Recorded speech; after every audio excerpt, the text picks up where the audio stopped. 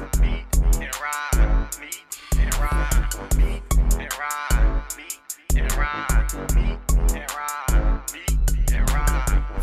on your mind, homie? What's on your heart, shorty? Me and Ron gon' give you some advice on it. They ain't gon' sugarcoat, they ain't gon' bullsh. Me and Ron gon' give it to you, Hattie. I have a question, I need some answers. Tell me what you think about this. I don't know what to do with all these issues. Tell me what you think about this. I have a question, I need some answers. Tell me what you think about this.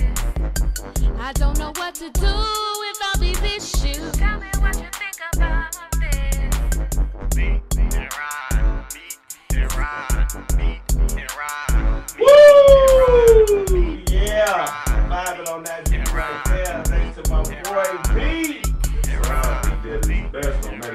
He snapped off, Joe. Snapped off, and his wife Jada did the vocals. That's all good, bro. Thanks, I appreciate that. What's up, y'all? Welcome to episode 1. That's right, episode 1 of AskMeatandRon.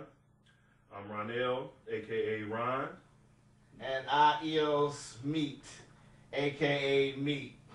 What it is, what it ain't, what it will be. Yeah, and our show is about life's little situations and how we all respond to them. You know, it's going to be some comedy, it's going to be some serious topics, but it's going to definitely be something that you could be interested in. Oh yeah, oh yeah, oh yeah. And we are just so glad to have you guys watching us right now. So we're going to do the best we can to entertain you. Our first subject of the day is going to be about whether or not it matters if your wife makes more money than you. You know, we're going to have to look at it from the woman's perspective and from the man's perspective. In my opinion, it don't matter if my wife makes more money than me, because that's just more money for me to spend. It don't make me less of a man, and I am still the head of my household. What? Are you sure? Man, do I need to pull them up? Are you sure? Are you sure? I'll pull them down. What them is I'll right pull there? them down. These here, them britches.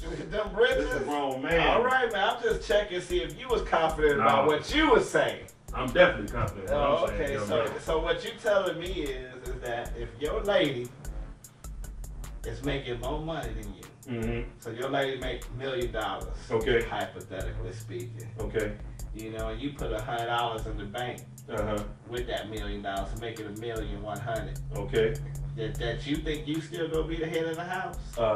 Yes, sir. All right, all right. Yes, sir.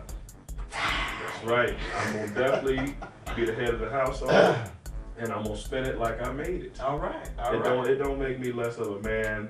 My check don't have nothing to do with that. Okay, so you're saying money does not dictate the head of the house? No, sir. No, sir. I 110% agree with you, my brother. Gonna speak on it? Oh, yeah. You know, the problem is with these relationships where money do dictate who the head of the household is that we don't know our roles. Go ahead and say it one more time. That's going to be one of the key words today. Let me spell that out for you. That's Aura, O-L-E-S. Now, you know that's a 4-letter word in some women's minds. Yeah, they get a little upset about it, but that's all right. They don't like submit either, but hey, it rolls with the roll. That's right. Everybody needs to bow down. Understand your place. Right. And everybody can be happy. And on the real, it is about understanding. When we say place, it's about understanding your responsibilities. Again, everything in this world has to have order. And when we have titles attached to ourselves, and we have responsibilities attached with those titles, aka roles. That's all it is. A role is a responsibility. Pretty much, your president, he got a responsibility. He has a role to play in this country. I am a husband, a father, a provider. I got all those titles hold responsibilities. So I have to know what my roles are. That's important for me to know. Same with women. If you are a wife or a mother, you need to know that those are your roles and what responsibilities fall under those titles. That's right. you said on several different occasions, you used the analogy about a coach of a team. Oh yeah, you know. Because let me chop up something on this. All right. We're not saying that a woman's opinion don't matter. We're not saying that she can't have an opinion separate of ours. But ultimately, the final decision has to fall back on that man, because if everything is messed up, we got to fix that. We got to fix it. So if the team don't make it to the playoffs, the media don't blame the team. They blame the coach. They said the coach didn't do what he was supposed to do. So I'm gonna accept my role as the coach of this here, and I'm gonna make sure that everything gets done the way it's supposed to. And you need to understand that you, as my star player, need to play the position that I send you out there to go do. So true, man. And what a lot of women try to do, they try to be the coach, and it's not set up that way. You know, we are set up to be the head and the provider. And I know a lot of women going to say, well, yeah, you find a man that's going to provide for you, then that means I don't have to work. No, that don't mean that you don't have to work. Doesn't mean that you can't bring income into the household. That's right. All that means is that there's got to be order. You can't have two head of the households. It's not possible. You can't have no head of the household, because you have disorder and disorganization. You don't need that. And getting back to the coach thing, there can only be one coach. There's a head coach, and then there's players.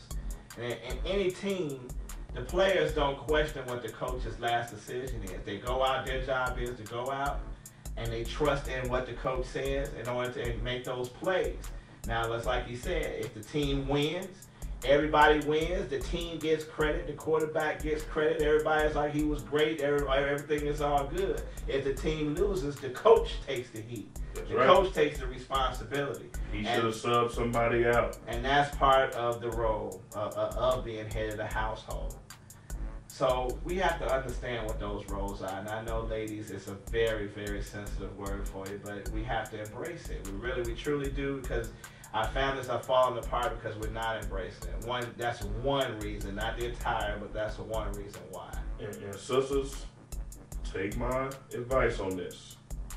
And this is something that maybe I'm opening your eyes up to.